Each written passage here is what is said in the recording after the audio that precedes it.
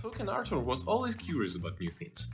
One day, while flying over the jungle, he saw a group of animals exchanging goods and services using colorful stones. So he contacted Fintech CTOs from fantastic companies all around the world and collaborated with them to learn all about finance. Inspired, Arthur asked Insart CEO Vasil to help start a podcast to share their knowledge with the world. This is what you are watching right now, Fintech CTO Podcast. Enjoy.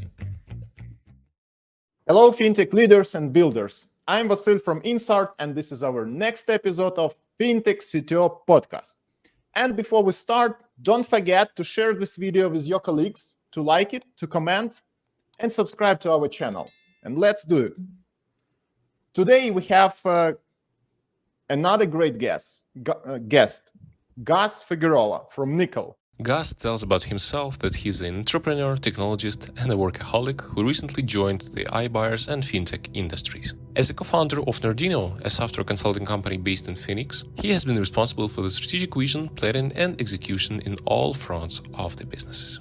So Gus, thank you for joining us today, and please introduce yourself. Yeah, so I'm Gus Figueroa. I'm currently the CTO at Nikkl, like you said, a startup fintech company.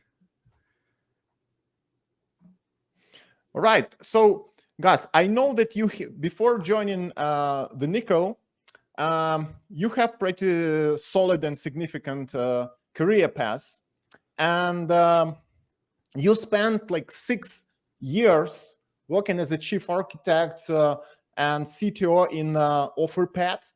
And can you tell us a little bit more? So, what was your journey there? Yeah, so I joined OfferPad as their official first employee back in July of 2015. So it was originally just me on the tech side with a handful of people on the business side, putting it all together. We basically built it from a handful of people to over 800 employees by the time of its IPO in September of 2021. So I got the opportunity to literally go from, the only tech guy in the company, right, build a team, all of the infrastructure, all of the internal tools, external tools, product management, all of it, all the way through the company going public, like I mentioned. It was a really exciting ride, lots of ups and downs and, trying to stay flexible. As a startup, you're pivoting, so often and trying to change. So as we build our infrastructure, our technology, you had to be able to keep up with those changes in the business. And we did an amazing job. We created an amazing team. That's always kind of my foundation, is everything starts with people. Yeah, so it's really exciting, always really exciting for myself to learn more about when you start with the small company and then you grow together with this company, and to learn more about this journey. And my question here is, how did your role transform from when you just joined OfferPad, like a small company, and then grown up to like 100 people, 1,000 people in 6 years? So how did your role change? A lot. The first few months, it was all about trying to figure out what is the minimum we can do to get things up and running. We went live in less than 2 months. We have kind of like an MVP for customers to start being able to enter their information into our system, via a form into our system, and being able to create an offer to them. But we really embrace kind of the MVP approach. So my role went from, having to gather requirements, turn around and build it, test it ourselves, handling the deployments, automation, being the IT guy as well, walking by the halls and, I'm having issues accessing this system, or my email is giving me problems. So I was wearing the IT hat, I was wearing the product management hat, the developer hat, all of them basically at the beginning. Really challenging, but exciting. It was something new basically every single day. So that was really good. And obviously, we got more money, more funding to be able to grow the team. So I started hiring, people that were key. I needed to hire. So my one of my roles really became kind of talent acquisition at that point, right? My job was then to make sure that I hire people that could be happy in a startup environment, meaning, again, it's really challenging, things changing constantly. Sometimes requirements are not well defined, so you have to figure out how do you fill the gaps. So I really focused on hiring the right people. That was key. And I found a lot of really good people to grab the team. Fast forward a couple of years, now we have a team of 30 to 40 people in the tech side. So now my job is making sure that we define a culture, right? Like, okay, what is it that mean to work at Offerpad, and working with the executive team as well to make sure that it was a cohesive, culture, not just within the tech department, but as a company. So now my role changed a little more into that. How do I support my team that I built to make sure, that they're happy, that every day that they wake up, they're excited about working at Offerpad, providing the right tools, partnerships. Then we obviously now turn into building partnership with other companies. How do they, how can help us scale? How can we help them grow? That kind of stuff. At the very end, I did actually transition from kind of technology and to more product, which I also love, not just technology. I really love the idea of building products. So I did that for the last couple of years at Offerpad. Mm-hmm, mm-hmm. So what do you think were the major challenges actually scaling your engineering team, like just from several guys to like 40 people squad? The right fit, the right people. There's always a saying, right, that one bad apple can affect a lot, right? And in small teams, one bad apple can actually destroy a team, right? Like that is for me the biggest challenge. You cannot have one bad actor.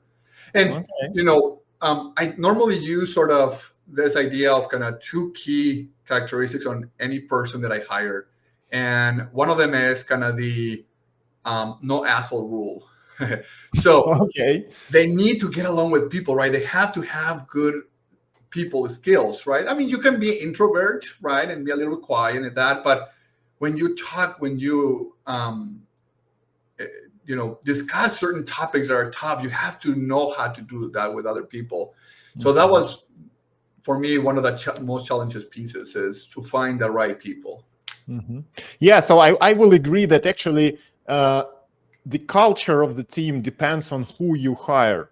And so what are the main principles that you follow when you hire somebody to your team? Yeah. So like I mentioned, one of them is kind of the no asshole rule, right? They have to have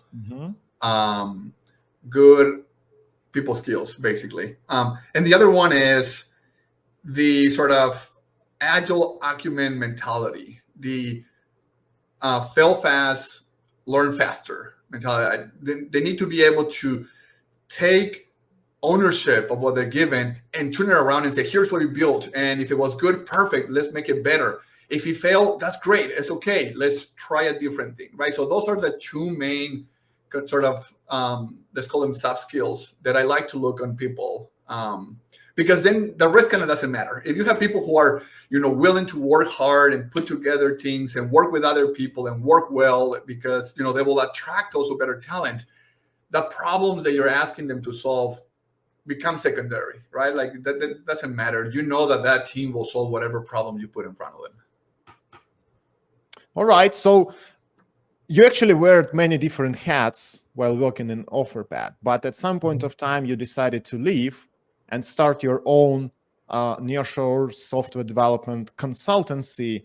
And my question is, so why actually have you decided to do that when you had so many different opportunities to grow with the larger, and more enterprise-like organization? Yeah, for me, once I got the taste of kind of the startup, the small business, flavor, it was hard to walk away. So as things got a little more, like you said, kind of enterprise, bigger, and Offerpad, and sort of unfortunately, the addiction to the craziness of every day having to do something different and working and solving different problems kind of started fading away a little bit, which makes sense, right? As you grow the company, that's going to happen. It's not a bad thing, right? A lot of people love that. Unfortunately for me, that started feeling a little bit different now. So with one of my partners, we decided to kind of create this nearshore software consulting company. It happened while I was still at Alphabet, technically. So for about a year and a half or so, started working on this other company. And again, kind of the same challenges of building a team together, but now not local, right? So the concept of remote obviously now became even more important because most of our developers there are in central Mexico. Mm-hmm. So, now have to build kind of, again, the team from the ground up, keeping the culture, right? Okay, what is going to be Nerdino's culture, and setting all up. And obviously all the other challenges of the administrative side of things. Obviously now I'm also getting more experience on that front, right? And continue growing. Although Nerdino is still a small nearshore consulting company, we're still pushing it and growing it as well. So what would you name like a pros and cons having own consultancy company, versus working for the big company or starting your own startup? Well, one of the cons I will say of kind of the small company is the lack of exposure to other ideas and concepts, right? So now you have to chase that information. When you're in larger teams, and if the companies are doing a good job, it's easier that information, new tools, new technologies, they all flow within teams. Everyone is hearing about this thing, about that thing, right? And so everyone is learning. On small companies, that's harder, right? You're normally already working 40 plus hours a week, right? Even just as anyone. And trying to catch up with technology becomes harder, right? You're tired at the end of the day, and trying to figure out, okay, what's new and all that becomes a bigger challenge. That for me is definitely a sort of a con on a small company. Mm-hmm. The big pros for me, again, is the ability to wear different hats and, learn something new on other areas besides technology. Mm-hmm. Mm-hmm. So can you tell us now, how actually did you meet Nikkl? Yes. Eventually I decided to go full-time into Nerdino. It was really the only way to really grow Nerdino. Before I left Alphabet, it was a small agency. We had a handful of customers, some of them were project-based, meaning we take all the requirements and we manage completely the software development lifecycle. Some other customers were more staff augmentation, right? I need 2 or 3 developers to staff this team. So, we will help them find the right talent for those customers. So, but we needed to grow it. So made a decision to say, you know what, it's time now. Sort of that decision was also made when I had a 1-year-old kid. So tough decision there, growing the family at the same time that growing a new business has making it fun. But yeah, so we decided to do it to focus on growth. And one of the first customers that we came across was actually this startup fintech company called Nikkl. And so they hired me and a couple of our developers to help them put together this database of information that they need to process this data. And that's how I met Nikkl.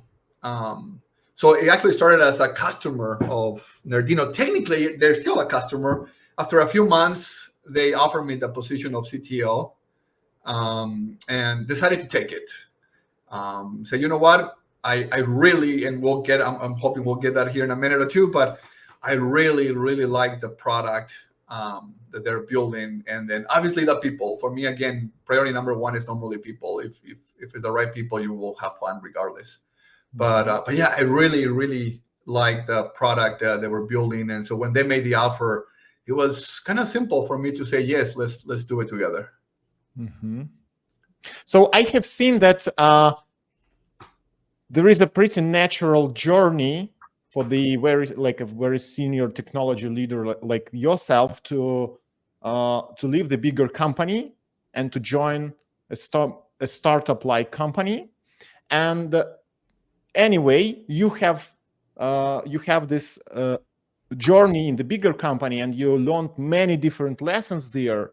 So can you tell us maybe like one or two stories, what lessons learned you have done working in big company that now you can apply working for your consultants and working for the startup company? So definitely one of them is the ability to set up goals and track them and always be building towards those goals, even if those goals eventually change a little bit, right? So on bigger companies, they've always already kind of worked out some sort of strategy on how you're gonna align all your people, right, towards kind of the same goals as a company. So bringing that sort of mentality into a startup is key. It's really easy to get distracted on a startup with a new idea or something else. So make sure that at the end of the day, those get back in a line on the company strategy is key. And that's definitely something that I learned even way back as a consultant at Avanade, which was kind of where I started my tech career over 15 years ago, was kind of, the ability to make sure that we still stay focused.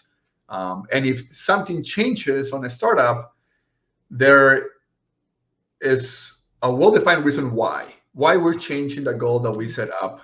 And again, then refocus and say, okay, now this is our goal and here's the why. And it's critical for the business to grow. I think that's one of a really big, important piece that I learned early enough in my career, working with Avanade, where I had a chance to work at small projects, but also big projects, that had people overseas as well, over 200 or 300 people on this one project that will last 4 to 5 years with a given customer, right? And having to interact with teams in India, the Philippines, Mexico, South America. So I got really early exposure to sort of that way of working. So as we bring that into startups, I try to bring all that information that I learned there, for sure. Mm-hmm. Gus, you have really entrepreneurship mindset. And what actually differentiate entrepreneurs from the others? How can you define this? That's a tricky question. I think one of them is risk takers, right? Like as an entrepreneur, you need to feel comfortable with not knowing what's in the future.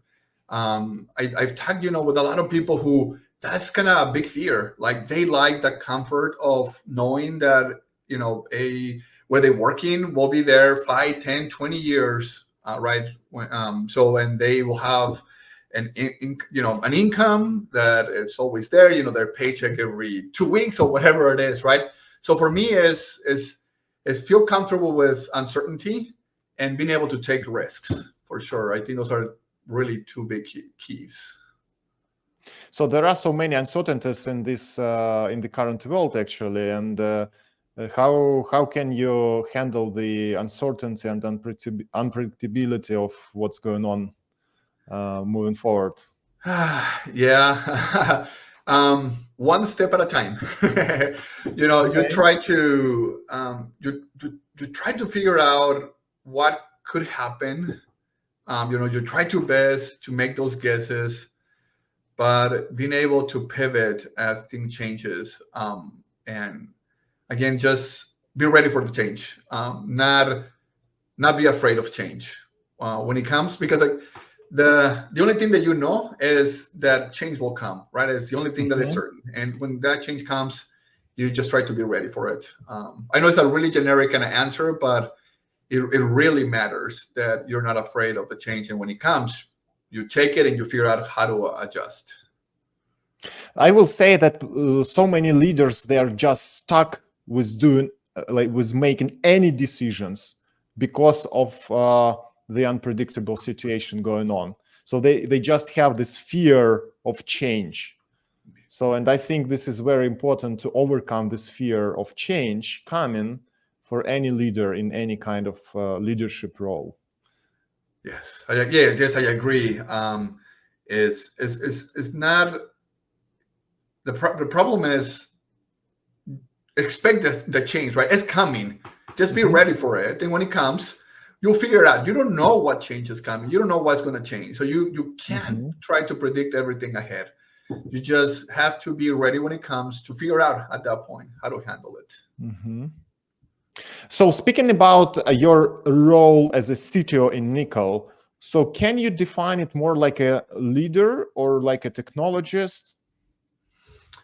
A little bit of everything. This startup was a little bit different than, for example, Alphabet. On this one, I did get the opportunity to build a small team, but still build it ahead. So I'm already wearing multiple hats. On not so much on the day-to-day task, because again, I got a chance to bring a really good people already early on, but then therefore to do the management, right? Figure out how to continue the encouragement that this is tough business. There are tough times, there's like you mentioned a lot of uncertainty right now, and economy and technology, what's going to happen. We saw the huge decline on new unicorns companies coming up last year, the drop on IPOs, right? So a lot of uncertainty. So I'm mainly wearing the hat of the manager, and I really don't like to see myself as a manager, more of a coach, right? As I hire smart people, so I want to collaborate with the smart people. I rarely say, hey, you have to do X, Y, Z. I more say, hey, I need help with X, Y, Z. How would you solve this problem, right? Help me solve this problem. So that's one hat. The other hat is I still go in and start coding. I still turn around and grab a user story from our backlog, and I help the team, still writing code almost on a daily basis. So at this point of time, when you're still early days of your fintech company, so what do you think CTO must delegate to other people, and what he has to keep in his own hands? Good question.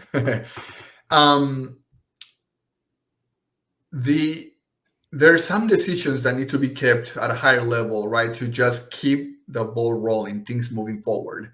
Hard for me to say exactly here's the things, but you just need to make sure that your team always has the answers and that the decision is made, so things move forward, right? Going back to my sort of a point about that, I like to hire people that like to take the risk of failing fast, but also learn faster. That's what I try to do. I want to say, hey, this might not be a perfect solution, right? But let's see what happens. Let's build it with this. Let's analyze the pros and cons. Let's make a smart decision. So I work closely with the teams, and then we say, okay, guys, that's it. This is a decision. Let's forward and build it. And once it's built, okay, did it work? Did it not work? Perfect. Why? And adjust accordingly. So I think those kind of decisions, you just have to be able to work with a team so that they don't get paralyzed thinking, oh, well, what if it's not the perfect solution? What if we find something else? Like, no. Just, this is it. Like, it looks good, guys, right? And kind of make that decision as a team, but help the team drive it, if that makes sense. So, and also you mentioned that during the day, you need to wear different hats. So how do you exactly split your time between these different roles during the day? I'm probably not too smart about it in the sense that it's pretty ad hoc. I try to put a few hours in a week normally to try to learn something new that is happening on tech, right? So I do try to separate a few hours and say, okay, 2 hours Friday afternoon, I'm going to pick up on this topic and learn more about it from a technology point of view. I also try to find time during the day, and it's not normally hard scheduled. So that's what I mean. I don't do it too smart. So I try to find time based on other things going on that week to continue learning more about our own business, right? Like, okay, what else is going on in our business as well? Keep up with competitors, keep up with potential trends that affect the business. So just making sure that every week I find time and I allocate it. Normally I do that like on a Monday morning, as kind of my schedule has been kind of more or less kind of fixed for that week. Then I go and I start blocking times and I start setting them, okay, I'm going to learn about this, I'm going to learn about that. And I still need to get better is making sure that when that time comes, that's what I'm working on. So that's how I try to keep up with, kind of organize, wearing multiple hats, and also find time to help the team. I try to make sure that when they're available, when they need me, I'm available to answer any questions they have. Mm-hmm. So you mentioned that you like the role of coach. So you define yourself as a coach. So can you tell us a little bit more? So what actually you do as a coach for your team? So the first part is I try to make sure that they feel comfortable bringing ideas and challenging some of the ideas, right? But then help them, realize, okay, sometimes you just have to also compromise, right? So working that out. So I try to help them to understand, work with a team, right? You can bring these ideas, you can challenge decisions being made by someone else, by executive, and figure out why. And just kind of continue encouraging them and helping them go through that kind of mental exercises so that they know why certain decisions have to be made the way they are, that they know when to compromise, when to push a little more and say, wait, no, I don't like that. Let's continue pushing. Or, say, well, okay, yeah, that might not be the best based on my point of view, but I'm going to compromise because I understand, your side. So I just continue kind of daily trying to help them on that side. And I think that's where I can excel a little more. As a startup, it's a little harder, but I also try, and Nikkl's been a little bit harder, but also try to help them figure out what else they can learn from out there, right? They might be training or courses or something else that help them grow in their career, right? Try to make sure that they also feel like they're growing in their career and they're not just stuck on kind of, the day-to-day of the business, but they're also seeing and they kind of growing and they're getting better at their job. So those are kind of the two areas that I try to focus the most. Mm-hmm.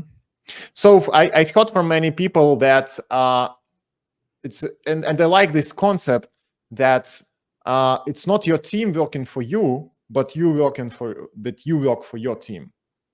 And I think that in coach position, it is really true. So because you work for your team and you try to make your team more efficient. Yes, I really try to embrace it.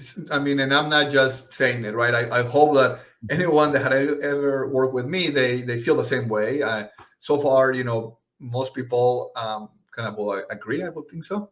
And it's hard, sometimes you also want to make sure, like I said, certain decisions are made, right? You need to be careful as you're coaching when continue letting the conversation go and say, okay, guys, nope, we had to bring it back. Let's then move forward. But yeah, I really want to hope that everyone that has worked with me up to today, right, and moving on, has always felt that I work with them, right? They don't ever work for me, and we are part of the same team. Okay, Gus. So let's talk about what actually are you building at Nikkl. So what is the value proposition? All right, so let's talk a little bit about Nikkl.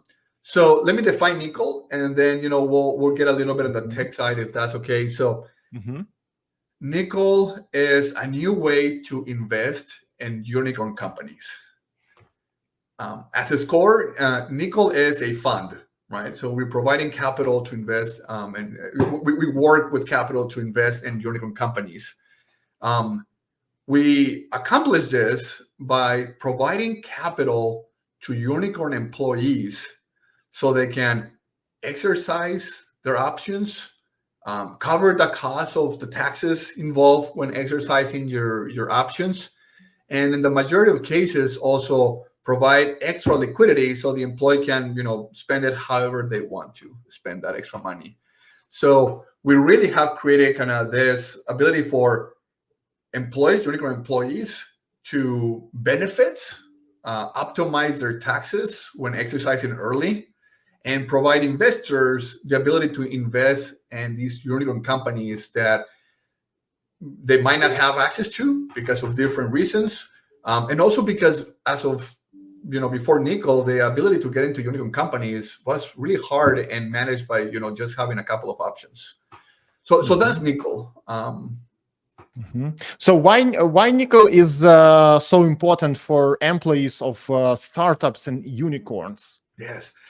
So, for example, I also took me a while to learn. I joined a startup company, and it was really late in the game when I learned some of these things. So, a lot of people who join the startups, right, are join it probably because of they like what the business is building is something new, exciting, but a lot of times startups cannot afford, paying full salaries or market salaries to not full salaries, that's the wrong term, but market salaries to their employees. So they incentivize them with options, right? Like they just also give them options, and you get really excited. Okay, I got 50,000 options at this company. When the company goes public, I could be making a lot of money, right?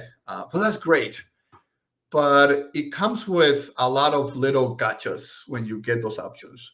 One of those is taxes. When the company goes public, you're going to owe taxes on the difference between your strike price, and that's a price that the company gave you those options at, and the current market price of the company.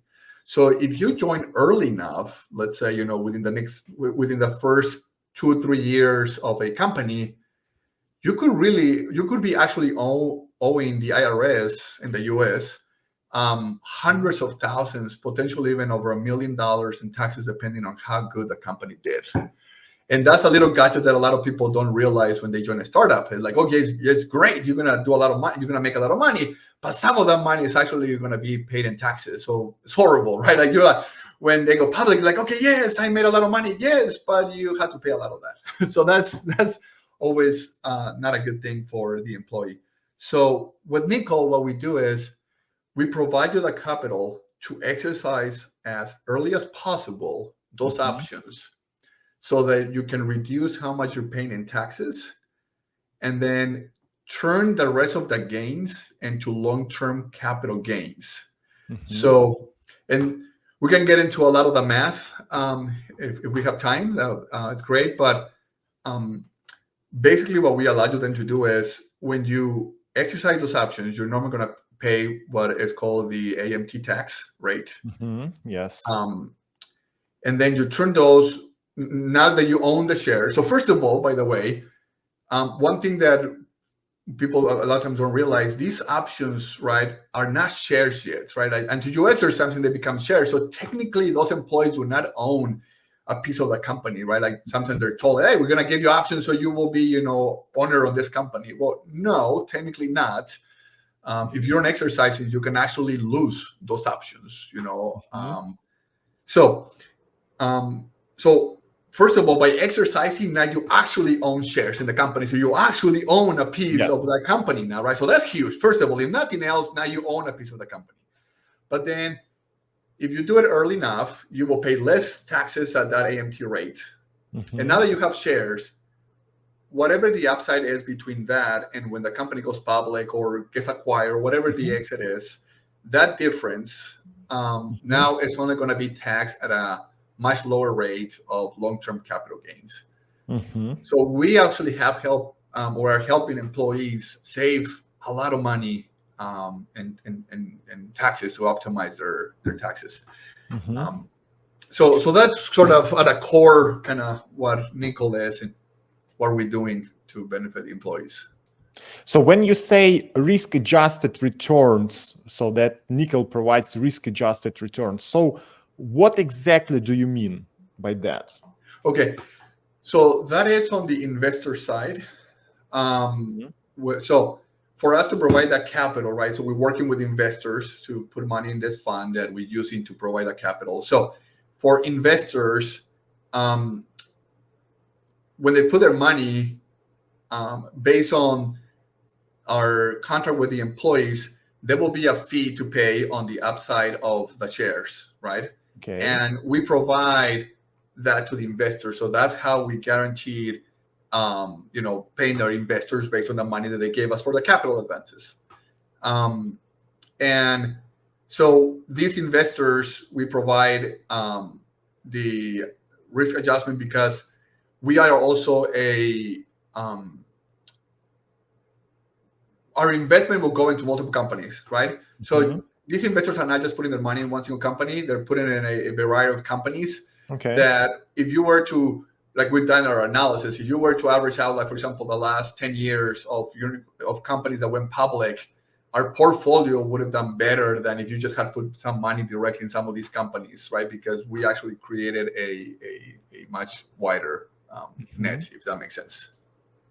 So when you say your investors, so who are they? Are they like family offices? Are they individuals? So what types of investors are you looking for? Yeah, so we are working with diverse set of investors. And yes, you already mentioned a couple of them, like family offices. We're also going after, high net worth individuals as well.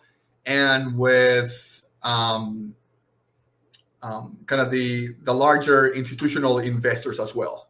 So we've been talking with different companies as well that already have big portfolios or big funds, because they're constantly looking, where to continue investing their money. So we work with kind of all of them as we create our fund or different vehicles to allow them to invest into these unicorn companies. So why actually this type of investors, like family offices, should go to Nikkl but not to use some other types of investments? So what's interesting for them here from the like risk reward perspective?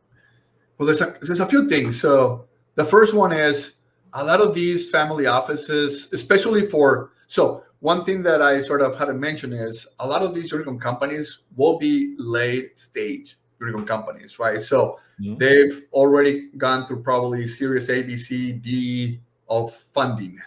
So, and they've been around for, 6, 7, 8 years.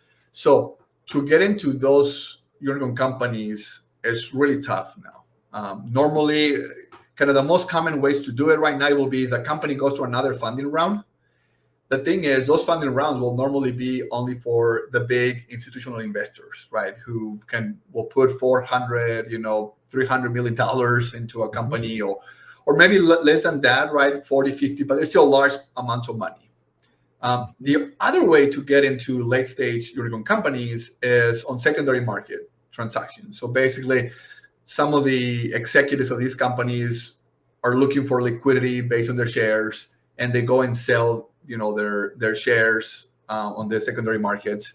And a lot of times, the investors behind those are still also big institutional, investors. So family offices do not have an easy way to get into unicorn companies. So for a lot of them, actually, a product like Nikkl is the only option if they ever want to invest into these unicorn companies. For example, if they want to do it right now on Stripe or Databricks, these kind of larger unicorn companies, it's almost impossible for them. But because of our product, we can actually, we can get them access into these unicorns. If that makes sense. So from the financial perspective, what kind of vehicle do you provide what kind of financial product do you provide for your investors? So is it like as SPV, like the special vehicle, special purpose vehicle, or something else? We're sort of providing, it depends on the negotiations with the investor, right? So yes, some investors has been done as a kind of an SPV, right? Where we create that entity for them to invest, and then that entity might have rules on which kind of companies we can invest in. But then we have a more generic just fund where, we're working with different investors to just invest the money, and this fund is a little more kind of a black box for them, right? We're saying, hey, when you put money in this fund, we're investing it in this wide range of companies that we're managing, and this is, the IR returns that we guarantee you will get out of this investment. So it really depends on the investor and how we work that out with them. So I invested in a couple companies through the SPVs, and I use the allocations. And just interesting. So are you similar to allocations.com, or you provide some other functionality? So could we say that Nikkl is a competitor to allocations or not? Maybe. That's the best answer. So Okay. we don't have yet, and there's things that we are working on sort of that kind of platform, right? For sort of any investor to come in and just invest via that platform. Right now, we're more just working directly with certain investors, right? And with like family offices and things of that nature. So without getting too much away, quite not yet from a platform point of view, but it is something that is, somewhere in a roadmap. But have you integrated with, other ecosystem services, like, for example, Carta, to, keep the cap tables available for your employees, for the users of your platform? Yeah. So we are definitely working on with different companies, like you mentioned, like Carta and others, that could help the employees understand better, right?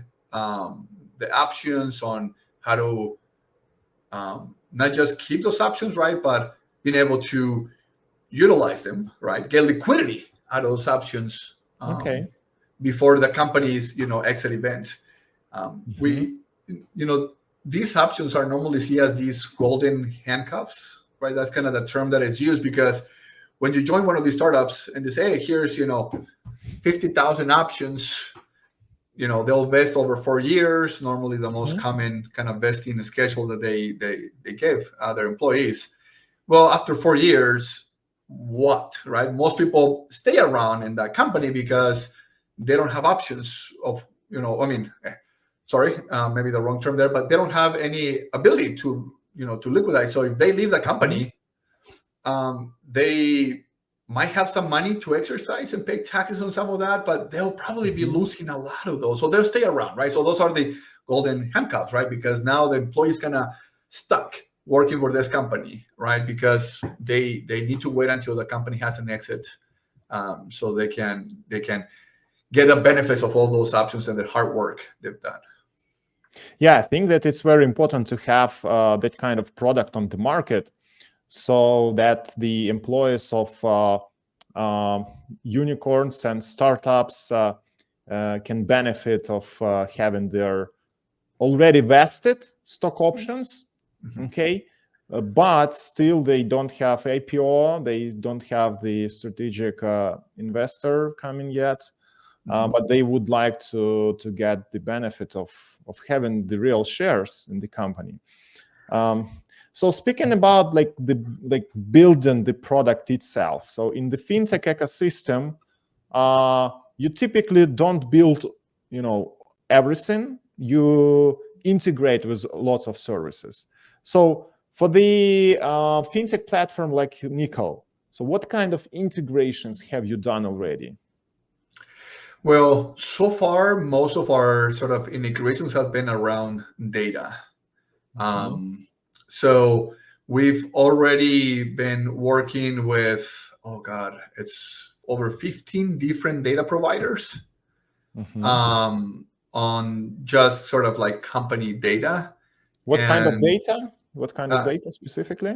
So this will be mainly like company and financial information around the company. So things such as funding round data that we can get, second market transactions, financials, kind of information, news, events that happen in that company, such as like acquisitions, right, and things of that nature. So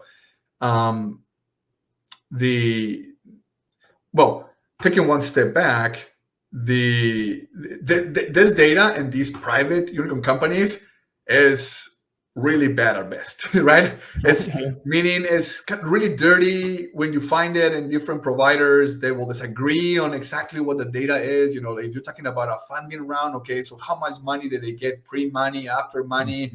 How much was it, cash? Was it debt? The data tends to be pretty bad. So as we work with these providers, one of our biggest challenges has actually been to merge and normalize all of this data to kind of come up with what we call it kind of the Nikkl data set. And that's been where we spend a lot of our energy is taking all that data and cleaning it up and come to a consensus of what we, what we consider like the truth, and then convert that into now our Nikkl data, so we can use it internally for different, things, running our application, our company analytics, people analytics, that kind of stuff. Yeah, so for most of the fintech services, having the consistent data and clean data is very important. And so what would be your techniques to actually get the clean data? Yeah, so we've been using different sort of concepts, technologies, all the way from kind of BI data mining to AI, and pattern recognition on the data for cleaning. So like machine learning, right? And be able to say, all right, so based on this information, does it belong here? Does it belong there? And so, for example, we also built in our sort of, we took the concept, which is well established at this point for data warehouses, around medallion architecture, meaning you're kind of separating your infrastructure into the three zones: bronze, silver, and gold. But we kind of took that and we did it actually for our application. So as of right now, the end consumer of like this data that is flowing through our medallion architecture, it's actually our own applications. It's not just a data warehouse. It's not just for reporting. It's actually to be consumed real time by our applications. So yeah, I will say those. So what is more exciting per se right now is continue using more of kind of the AI data tools to continue processing and cleaning up, normalizing the data that we are receiving. So, but do you use any kind of third-party tools to normalize the data, or you have built this like data engine yourself? Most of these pieces we've built them ourselves and use, like cloud services for some of like the machine learning and things like that as we're feeding data into it and help us normalize the data. Can you advise maybe what is best to use? Like, what do you use? What kind of cloud service? So right now we are sort of a .NET shop. So all of our cloud services are in Azure. So we are leaning heavily on the Azure machine learning tooling that they have for what we're doing right now. So what would you name like the biggest challenge for the Nikkl from the go-to-market strategy perspective right now? The biggest challenge. Well, the first thing, and I told them this when I joined the company, I said, our biggest problem is going to be that our product is too good to be true. I think I mentioned a couple of times already to people, but every employee of every unicorn company should exercise their options. And by the way, I'm not a financial advisor or tax expert. Go and talk to your financial advisors. But everyone should exercise their options if they believe their company will get somewhere, right? If you really believe that your company is going to continue growing and one day be public or be acquired by another company, you should be exercising your options as soon as possible, right? And that's kind of where we come in. We try to help them. And yes, we charge a fee of it, but that fee that we charge is always, because of the way we reverse engineer kind of our product, our fee will always be smaller than the tax savings. So the employees are always financially better using our product than not using it. It works. The math just works out that way. So that is one of our biggest challenges of go-to-market, really, is our product is too good to be true. Why is it the biggest challenge? So what exactly is the challenge here? So one thing that we know is a lot of people don't know about these intricacies of exercising and taxes that come in, right? So one part is we need to educate the people, right? We need to educate kind of all the unicorn employees to know, hey, when you get options, right, there's taxes that you had to pay. The sooner you exercise, the better off you are and with those taxes. So educating the people. and then come to realize that there's kind of no gotchas of using our product, right? Like when you use our product, if the company does really well, you will do well as well. If the company does bad, for example, one of the questions I get constantly, well, if it's too good to be true, but wait, hold on, what if the company goes bankrupt? What if my company, my unicorn, goes bankrupt? The employee do not owe us anything. The employee will never pay us as anything that we already gave them, more than what we already gave them, if that makes sense. So the fee that we charge is based on their options. So if their options are worth zero, then they don't owe us anything. If their options go up, yes, our fee is proportional to that increase. But like I said, always to be less than the savings that they're going to get from the taxes. The tax so burden. Can we say that actually the lack of financial literacy about the opportunities related to the exercise in your stock options, so the lack of the financial literacy is actually the challenge, and you need to educate your market about this to be able to sell your solution? Yes, that's really well put. So one challenge again is the educational side. We need to make sure that they understand what is going to happen, and How do you do this right now? We've been pretty light on that front yet. We're still kind of working a little bit in the shadows per se. We're really our goal is on 2024 to kind of then go to the masses.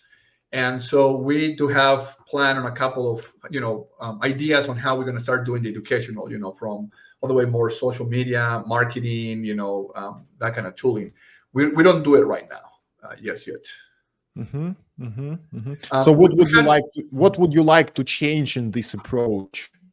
So you mentioned that you would go to next year to do like social media and marketing, but what would you change in the current approach? You mean like to currently educate? Yeah. So why don't you go right now to do this, to educate your market if it's a biggest challenge? Yeah, it's a little bit of a chicken and egg problem, as we're continue working on finding more investors to invest in our fund, so we have the capital to provide those, the liquidity to our employees. So we're still working with a couple of investors to put more money in that fund. So once we have the fund, we can then go to the bigger, broader, audience to provide these capital advances. Right now, kind of with the limited capital that we have, we're a little more targeted on which companies and which individuals we are working with. So educational right now is a little less important, right? Education, the like you said, the financial literacy educational part of it will be more important once we can go to a bigger audience. Right now with the smaller audience, a lot of these are easier to educate them on a one-to-one, right? Once we talk to them, than trying to just, put some kind of generic educational assets out there, if that makes sense. Yeah, I personally think that the financial literacy aspect of each fintech platform is the essence of their success. So, for example, at our company, we're on the mission of like transforming the legacy financial services into like innovative fintech solutions. So why we do this? So because I personally believe that we need to increase the financial literacy of people and companies. So that's why I think this is a really great. It can be a great objective for you to educate,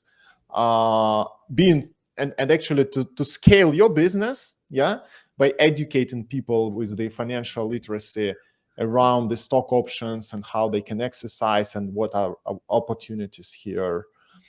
And I couldn't agree more with you. 100%. Again, a little bit of the chicken and egg problem. We need to be ready with enough funds as we go to the masses and say, okay, people, right? This is what you want to do, and we have a product to help you with it, right? But but I do expect lots of announcements on that front, coming to Okay. in a Okay. couple of months. Yeah. And I would say that you are actually a platform, and on the platform like products, you always have like two sides of the market. So the one side is they are actually the employees who would like to exercise their stock options, okay? And on the other hand are investors that are willing to invest into this financial vehicle. So am I right that like more challenging for you is to get the investors rather than to get these employees with the stock options? Correct. Right now, correct. Yes. Our current challenge, it leans more on the investor side than the employee. Actually, every time we get an investor, finding the employee is relatively easy. Again, because for the employee, it just makes sense, right? For an employee, if you just put the math and you go and ask your tax advisor, they will be like, oh, yeah, yes, go and do this, right? So given that it just makes sense for the employee, yes, as the investor that is right now giving us a little more challenges, okay, going back to my point about the financial, situation right now where, not a lot of companies have gone IPO. Basically, they dried off until a month ago, right? When Instacart went public and Club as well. Then, the valuations of companies were sort of starting dropping. Some companies cut their valuations in 30-40%. So investors were basically asking, like, where should I invest? Why should I invest right now in unicorn companies given the current situation? And that's what we're working with, right? So as we figure those kind of details with investors, and again, our product is at the issue right now is if they go and invest in one company, they're at the mercy of how well that company does, right? With our fund, we can create a big diversified portfolio with lots of unicorn companies in there, so the risk becomes a little less. And also we have sort of downside protection for our investors because of the product that we give to the employees, right? So like I mentioned, if the employee, if they do well, the investors also do well. But the only way the investor kind of loses money is if that company loses more than 40% of, 60% more of their current investment. Because again, without getting too much into the numbers, the capital advances that we give is enough for paying taxes, for the exercise costs, and some liquidity. So we don't provide capital in the entire worth of their options. We do it in a portion of it as a downside protection for our investors. So the only way the investor will lose money is if it goes below that 60%. Yeah. Okay. Now, if the company loses 60% and you invested directly, you lost way more than you would have lost using us to invest in that company, if that makes sense. Okay. Yeah, but you can have the financial model in place with all this risk-reward analysis for the investors. Correct. Yes. So speaking about the trends in fintech, so you already mentioned that you use a kind of like machine learning techniques to clean the data for pattern recognition around the data. But my question is, so can you name like one major trend, maybe like for the next year, that you would like to use to apply in Nikkl, to leverage in Nikkl? That's a really good and tough question. If I had to pick one, and we can already started it, we're playing around, but as more of the LLMs, large language models are becoming more popular and better and stronger and doing that, is to utilize them on our day-to-day operations side of things. So that wouldn't be like impact on, the business, but as a business to really embrace the usage of those kind of tools for the day-to-day operations and optimization. I've always tried to encourage our operations to leverage some of the optimization tools. This kind of AI can just help us doing way more. And we know a lot of companies are jumping into it, right? And to try to figure out how do you use them.